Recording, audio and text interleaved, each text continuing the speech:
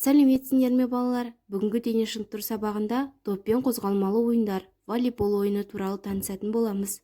Бүгінгі сабақта өз бетіңше байланыстыруды үйреніп, негізгі қозғалыс машықтарын түсінесің және жақсартасың.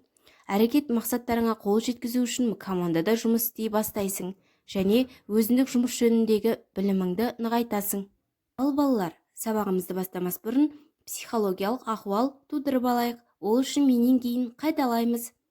1, 2, 3, алаңымыз тып-тыныш, жалқаулықты тастаймыз, сабақты біз бастаймыз. Бәрекелді. Балалар, сабағымызды бастамас бұрын денемізді қыздырып, дене жаттығуларын жасап алайық. Ол үшін бейнероликтегі жаттығуларды бірге қайталайық. Сенің ағзаңды жақсы дамытады, денсаулығыңның нығаюына көмектеседі, бұлшықеттер мен сүйектерді нығайтады. Жаттығуларды орындаған кезде дұрыс және бір қалыпта демалу керек. Әрбір жаттығудың алдында жарақаттанбау үшін 2-3 минут дененің құрысын жаз. Екпінді жүрумен қолдардың аршынды қозғалысынан бастайық. Мұрын арқылы тыныс аламыз, жеңіл жүгіруге өтеміз. Содан кейін қайта аяңдап жүріп, демімізді қалпына келтіреміз. Қолдарды жан-жақтан жоғары көтереміз, дем аламыз, жан-жақтан төмен түсіреміз, демімізді шығарамыз. Басты алға артқа, оңға солға иеміз. Одан кейін басты бір жаққа және басқа жаққа айнала қимылдатамыз. Иықты бөбешікке дейін тартылатындай жоғары көтереміз.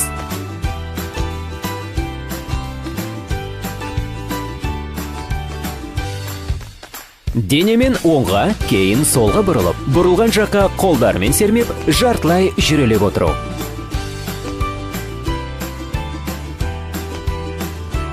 Қолдарды жан-жақтан, алақандарды ішке қаратып жоғары көтереміз. Аяқты ұшымен артқа қарай жылжытамыз. Жақсылап бүгілеміз.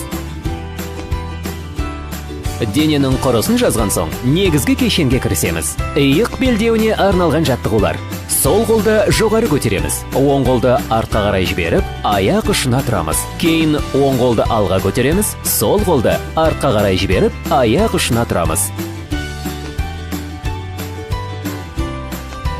Қолдың буынымен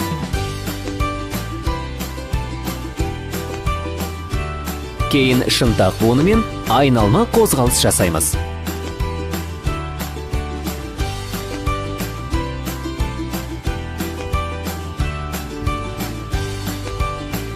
Қолдарды иыққа қойып, алға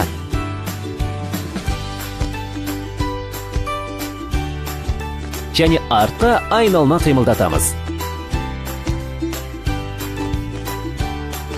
Кеудені жерден көтереміз. Қолдарды жазып, дем аламыз, бүгіп, дем шығарамыз. Жарайсыңдар балалар, енді жаңа тақырыпты ашып алу үшін сендерге жұмбақ жасырғым келіп отыр. Кәнекей бірге тауып көрейік.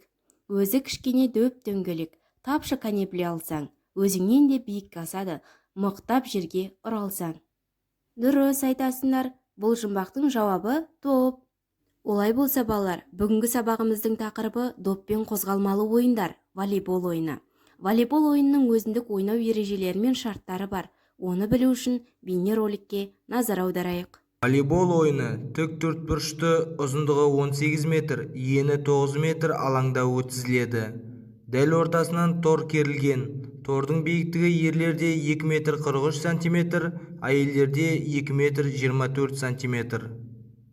Ойын кезінде әр командадан алаңда 6 ойыншыдан ойнайды. Алаң 6 аймаққа бөлінген. Допты ойынға қосу мүмкіндігі ұпай алған командаға беріледі. Доп қабылдаушы команда ұпай алса, оның ойыншылары сағат тілі бойынша бір орын ауыстырады. Ойын мақсаты қарсылас алаңына доп түсіріп, ұпай жинау. Ойыншылар алдыңғы және артқы шеп болып бөлінеді. Алдыңғы шабуылшы шептегілер 2-ші, 3-ші, 4-ші аймақтар. Ал арттағы шептегілер 1-ші, 5-ші, 6-ші зоналар. Допты ойынға қосу кезінде артқы шептегі ойыншылар алдыңғы шептегі сәйкесінше 1-2-ден, 6-3-ден, 5-4-тегі аймақтағы ойыншының алдына шықпауы тиіс. Доп ойынға қосылғаннан кейін ойыншылар еркін алаңда орын ауыстыра алады. Алаңда орын ауыстырған кезде екінші аймақтан бірінші аймаққа ауысқан ойыншы допты ойынға қосады. Доп ойынға артқы шептен кейінгі доп қосу аймағынан беріледі. Ойынға қосылған допқа тор үстінен бірден тосқауыл қоюға болмайды. Барлық ойыншылар доп қабылдай алады. Дегенмен көбіне допты бірінші, 6-шы, 5-ші зонада тұрған ойыншылар қабылдайды. Бір команда доп қарсы бетке өткенше 3 рет жанаса алады. Бір ойыншыға допқа 2 рет жанасуға болмайды. Бірінші әдіс қабылдау, екінші әдіс допты әуелетіп көтеріп беру, үшінші әдіс шабуыл соққысы. Барлық шабуыл әдістері тек өз алаң бетінен орындалады. Артқы шептегі ойыншылар допты екінші сызық алаңнан ғана секіріп соққы жасай алады.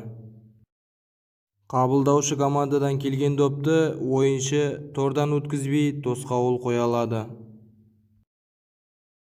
Тосқауыл 1 немесе 2-3 ойыншыдан құралады. Тосқауылды тек алдыңғы шабуылшы шеп қана қоя алады. Допты кез келген дене мүшесімен қабылдауға болады. Тек қысып алып немесе ұстап алып лақтыруға болмайды. Допты ойынға қосқан команда ұпай алса, орын ауыстырмай жалғастыра береді. Егер қабылдаушы команда ұпай алса, ойыншылар орын ауыстырып барып допты ойынға қосады. Ойын барысында команданың қосалқы ойыншылары, бапкері, көмекшісі, дәрігері тиесілі алаң жиегінде тұрады. Бір партияда әр команда 6 рет ойыншы алмастыра алады. Әр командада либеро ойыншысы қорғаныста ойнай алады. Партияда 25 ұпайға бірінші жеткен команда жеңіске жетеді. Егер есеп 24-24 болса, 2 ұпай алға ұзаған команда жеңіске жетеді. Ойынды 3 партия жеңіске жеткен команда ұтады. Ал балалар, бүгінгі сабағымыз аяқталып келеді. Бүгінгі сабақтан біраз мәліметтер жинадыңдар деген ойдамын. Волейбол ойынының ойнау шарттары мен ережелерімен таныс болдыңдар. Бүгінгі сабақ сендерге түсінікті болды ма? Кері байланыс орнатсақ.